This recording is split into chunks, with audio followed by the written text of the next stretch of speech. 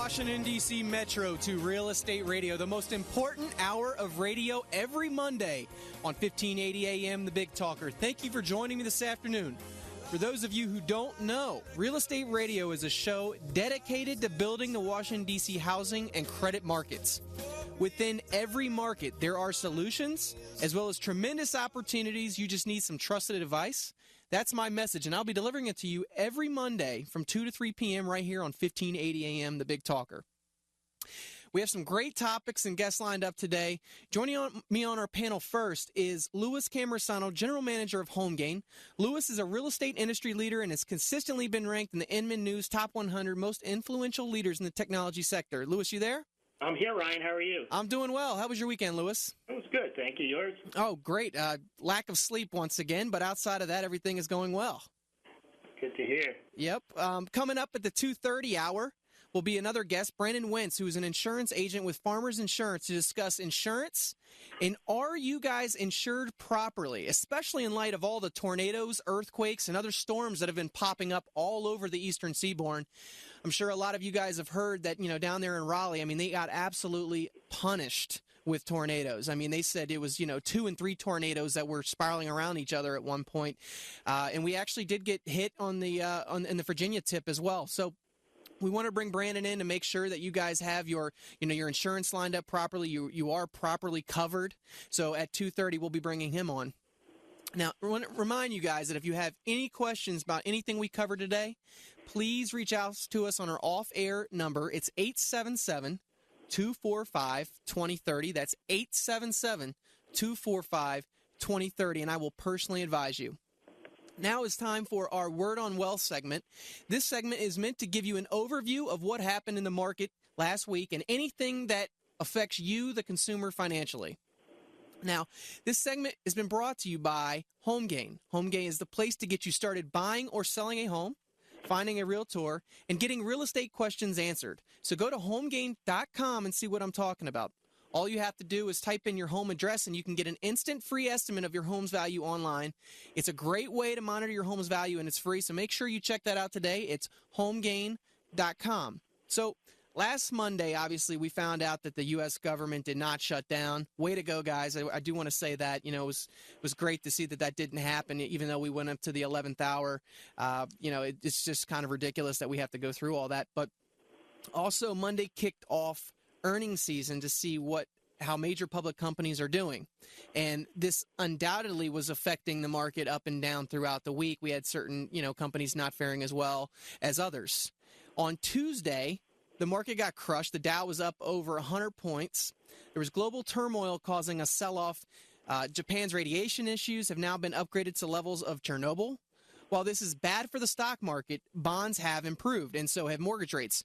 Throughout last week, it was kind of interesting. We had a dip down in rate, actually a tick up in rates, and then it actually bounced back down towards the end of the week. So they've been kind of bouncing all over the place, and I believe Yahoo is actually given an average of the 30-year fixed mortgage somewhere around 4.875 to 5%, depending upon your qualifications. I do want to remind you listeners out there to make sure that you're always checking your APR calculation when shopping for a mortgage so that you can compare mortgages accurately. If you have a loan officer, that's great. Make sure that he's checking out the APR, and if not, you can always call me for a second opinion. It's 877-245-2030. On Wednesday, the stocks recovered off of a beating from the day before. J.P. Morgan posted some good results. It's interesting, Louis, that it's consistently the banks that are posting positive results and a lot of these other companies are not. Wouldn't you find that kind of comical? No, it's not comical. It's to be expected if the government is just pumping money into them for free. Yeah, I was actually, and we'll get to this in a second, but I think I also read they were saying and I don't know if this is 100% accurate, I just reading it online, something where Bank of America posted about $4 billion in profits last year and paid little to no tax. How they arranged that, I have no idea. I'm assuming it was probably a lot of agreements and write-downs on old loans and stuff like that actually allowed them to do that. That would be my assumption anyway. But still posting a $4 billion profit is pretty incredible. On Thursday, the initial jobless claim measures, they had been improving, which was good for housing and credit marks the last couple months, but the reading last Thursday showed more Americans unexpectedly filed first-time claims for unemployment insurance, reflecting greater than normal volatility at the end of the quarter. Applications for jobless benefits rose 27,000 in the week ended April 9th to 412,000, the most in 2 months. Labor Department figures showed today in Washington. Economists projected claims would be little changed at 380,000, according to the median estimate in Bloomberg News survey. The increase in claims traditionally seen at the end of the quarter was larger than usual this year, a Labor Department spokesman said. I just think it's kind of interesting that, like I said, these reports kind of bounce all over the place, so I don't put too much stock in them. I would think it seems like a lot of the companies, they've been boosting a lot of the actual current employees' hours. They've been raising their hours up, not necessarily hiring more people, but boosting the productivity of their current employees. On Friday, this was the big day because it was the measure of inflation. And for all you listeners out there, I've been, reiterating week after week that inflation is the arch enemy of mortgage rates. Any increase in inflation will relate to an increase in your mortgage rate. I want to repeat that. An increase in inflation will relate to an increase in mortgage rates. Now, Louis, we've been talking about this for weeks now, and you saw on Friday the Consumer Price Index, the government's key inflation measure, rose to 2.7% in March over year-earlier levels, according to the Friday report from the Labor Department. It was the biggest 12-month jump since December of 2009. Now, the so-called core CPI, which strips out the food and energy prices and is considered a better long-term predictor of inflation by the Fed, rose only 1.2% from a year ago, falling just short of forecasts. I think it's, when I read on further in this report, it's actually funny because it gives a breakdown of how much gas has jumped. And the price of the pump jumped 5.6% in March alone and is now 27.5% higher than a year ago. And food prices jumped 0.8% in March, the biggest one-month increase since July of 2008, leaving food prices 2.9% higher than a year ago. And overall, prices jumped 0.5% in March, which is what the economists had been projecting. It's amazing because, how the Fed can sit there and say that, they're going to focus on the core CPI and say that, it's still within their range, but yet these other, gas and food, they're shooting out of sight. This is going to, this is coming to hit something here really soon. Would you agree? Well, the problem is what they try to get everyone to focus on is the non-core. The core, meaning that they try to say that food and oil and energy prices are not really important because they fluctuate. Well, they've been fluctuating higher and higher as we go along, and those are the core drivers of the economy. People have to eat, and energy is used by everyone, including companies. And eventually, these prices get passed along in the other items that are produced. So to go around saying that we don't have inflation and that whatever inflation we have in food and energy is temporary or transitory is quite ridiculous. Absolutely. It raises your cost of living. That's what matters. That's what most people spend the bulk of their income on is food and getting to work. Right, and I believe they don't spend most of their income on discretionary items like iPads. Exactly. Well, I believe it was the Bank of America CEO that came out and said that, their findings, which obviously they have access to, people's bank accounts, they're looking and seeing what people are spending money on. They're saying that, more people are spending more money outside of food and energy, according to their report. And I'm just like, I don't really see how that could be true because, obviously, to survive and live, you have to have those things. I have heard a lot of people are maybe starting to carpool or really, cut back what they're actually driving so they're not spending as much. And there was actually I believe it was the CEO of Gulf, which is one of those oil distributors. He basically came on and said that he believes oil is going to come back down below 100 within the next month because the demand is not there. Obviously, it wouldn't be when prices go up over $4, basically a gallon. Yeah, well, they keep talking, Ryan, about the demand based solely on the consumer demand. They're not factoring in that oil price versus dollars is going to go up even if actual demand decreases. Because if the dollar is devalued and there's more dollars chasing oil, even if there's a decrease in consumer demand, the oil price is going to go up in terms of dollars. Yeah, absolutely. And I kind of want to segue from that. I've been following Mike Dillard. He has it's known as the Elevation Group. He kind of just gives a breakdown of where he sees this going and the dollar and how all that's going to play in. And I want to kind of explain to listeners as far as, their real estate. We've been saying that it is, if you are going to invest in real estate, it is a very smart decision to protect yourself from future inflation. But, there's been a serious run-up in gold and silver lately, and that's a direct correlation to the devaluing of our dollar. And, you had sent me an article that said that there was, was it the University of Texas and Texas A&M fund that basically had invested in $1 billion worth of gold.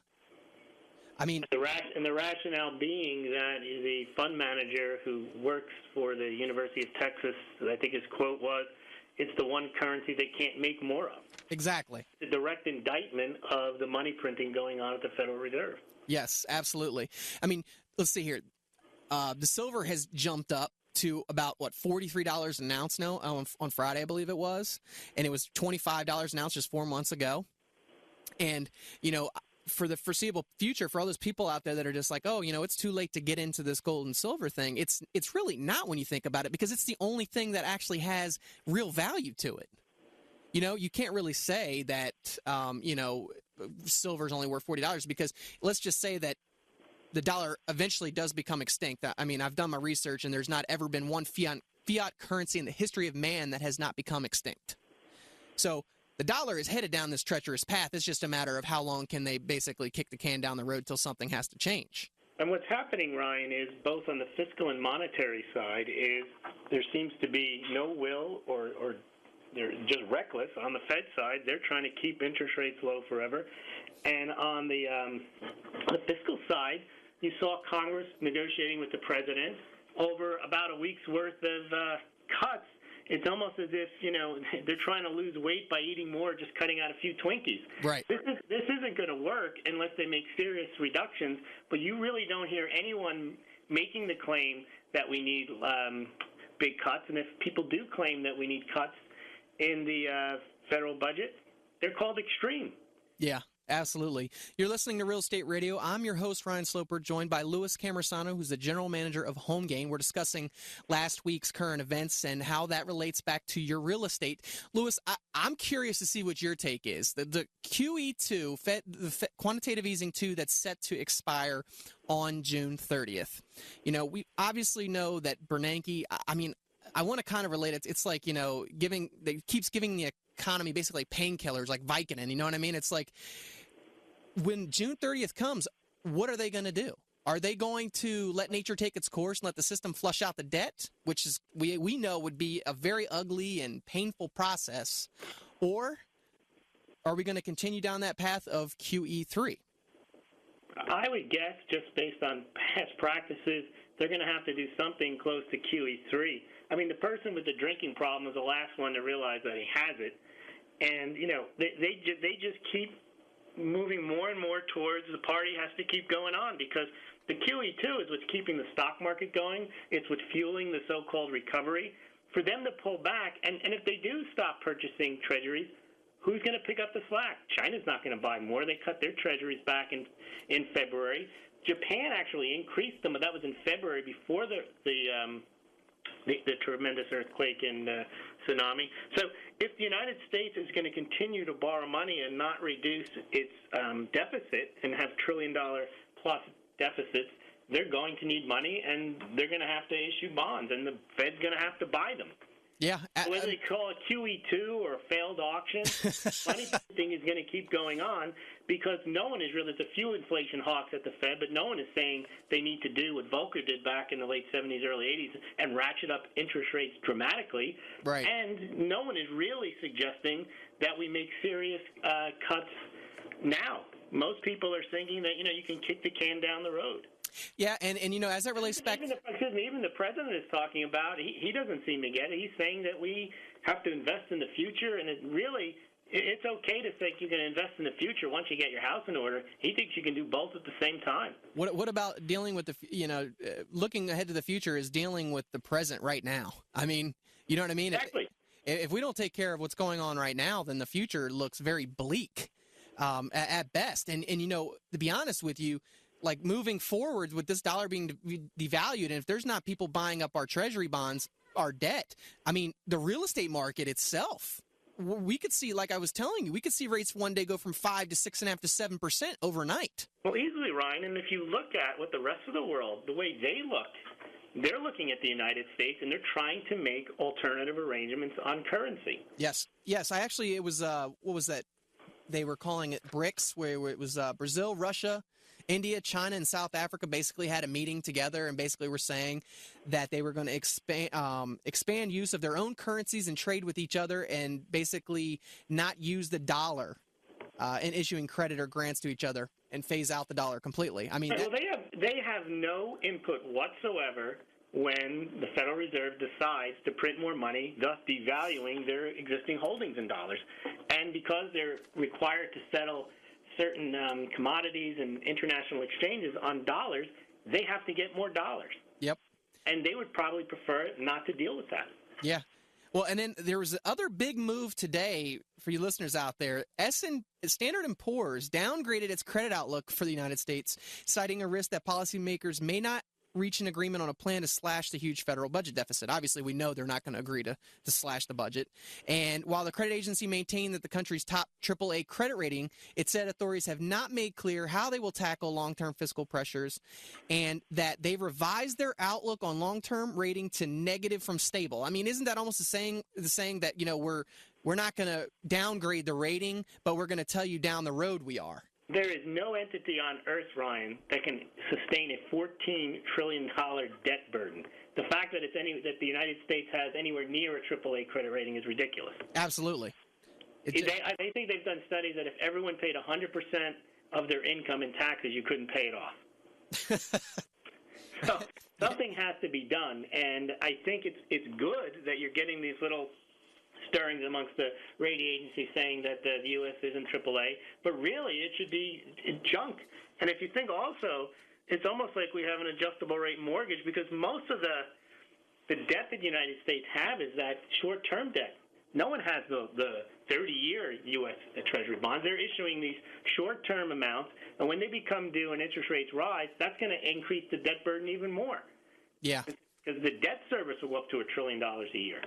Yeah, and that's why you see these plays, like University of Texas and Texas A&M investing in $1 billion in gold. They obviously know that, the paper is going to become worthless, and by holding that amount of silver or gold, whatever it may be, I mean, that's the only thing that's going to really have any intrinsic value. Right. As I mentioned, the rest of the world is catching on. It's the one with the drinking problem who is the last one to know that he's the last drunk at the party and is still calling for more beer when everyone else is backed away from him, and he's saying, come on, party's just starting. Yep. Well, I mean, this is a serious problem, and as it relates to real estate, eventually you cannot party like this and expect there to be no consequences. The rates will rise. Yes, absolutely. For those of you out there right now that, are potentially, trying to time the market perfectly, I mean, the chain of events that have been taking place over the last 6 months would lead me to the conclusion that, you need to buy within the next 30, 60, 90 days before, or at least get into contract before June 30th comes, where obviously we're assuming that they're probably going to continue QE3. But, literally the spike in interest rates could be quite substantial to knock you out from, maybe a $300,000 home to maybe pushing you down to $250,000 or $225,000. Now, the only caveat there, Ryan, though, is if you have some type of dramatic move in interest rates, you may also have dramatic moves in housing prices as well on the downside. You could. But the thing I'm worried about, Lewis, is especially in this Washington, D.C. metropolitan area where I know that it's very competitive for housing just in general, for people to find rentals, to find anything. Mm-hmm. I don't know how substantial that drop's going to be because these people still have to live somewhere. But that's correct. Correct. You know what I mean? And there's a lot of vultures and investors out there that are buying up every piece of property they can buy right now just because they know that there's a shortage of supply. Now, that's not everywhere in this country. I know it's different elsewhere, but in this area, it's kind of scary because I've been seeing these price increases, and you start to think about the gas prices rising, the food rising, and everything else. I mean, it's ultimately it could be pretty bad coming down the line. Well, also the flip side on the rental side, one way you're protected if you own your home is if you do have inflation your landlord is going to raise the rent. Yep. At least if you have a fixed rate mortgage, you know that's not going to go up. Yes.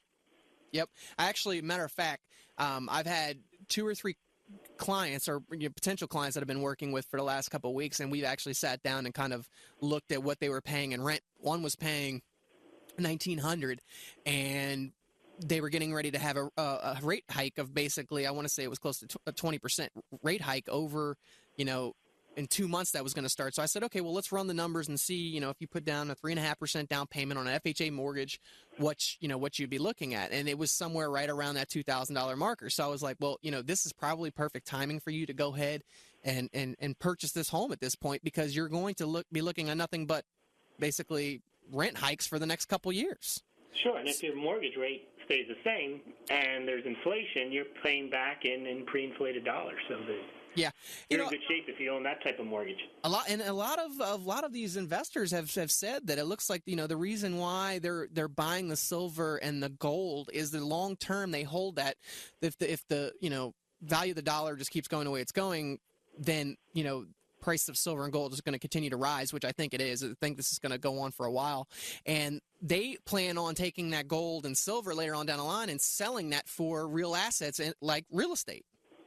So, sure, no one should be, and this is what we've talked about with real estate or any other asset class, one should not fall in love with any of them and say, real estate always goes up, that's why I buy it, always have gold. It depends on the economic circumstances at the time. Real estate doesn't always go up, as we've seen. Yep. Gold doesn't always go up, as we've seen. However, there are times when it makes sense to be heavily invested in one and not the other, and you're right, at some point, when gold and silver prices reach their parabolic tops, it makes sense to dump those assets and put them into real estate. Yeah, it's almost like, that when we had the last run up in the real estate and, you had all those people that had like 10 and 20 different contracts on all these new homes just hoping they could flip it to the next one, and they all got caught.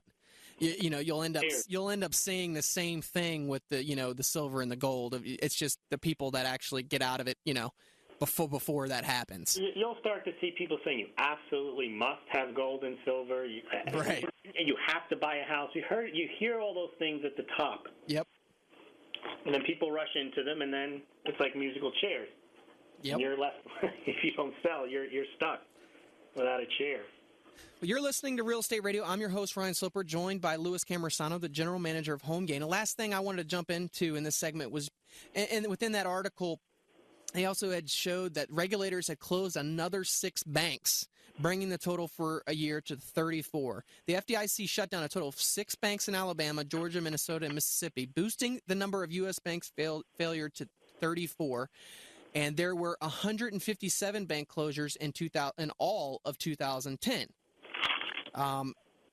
This just what that tells you, Ryan, is they try to say that's good news, but every bit of good news we hear is fewer people are applying for unemployment. Yep. Fewer banks are going out, but there's still people becoming unemployed. There's still banks going out of business. They say fewer foreclosures, but there's still 1 million foreclosures a year. Yes. Yep. And those numbers, to me, they have to rise at some point because there's been this backlog of foreclosures. Everybody keeps talking about where are they at? Well, they're going to come to market. I've noticed that Fannie Mae and Freddie Mac are getting pretty strategic. They're fixing up. I saw a couple properties listed on the computer. They had like 2-tone paint going on in like the living room and dining room, and new carpet. They're basically move-in ready, but they're starting to price those more towards market value.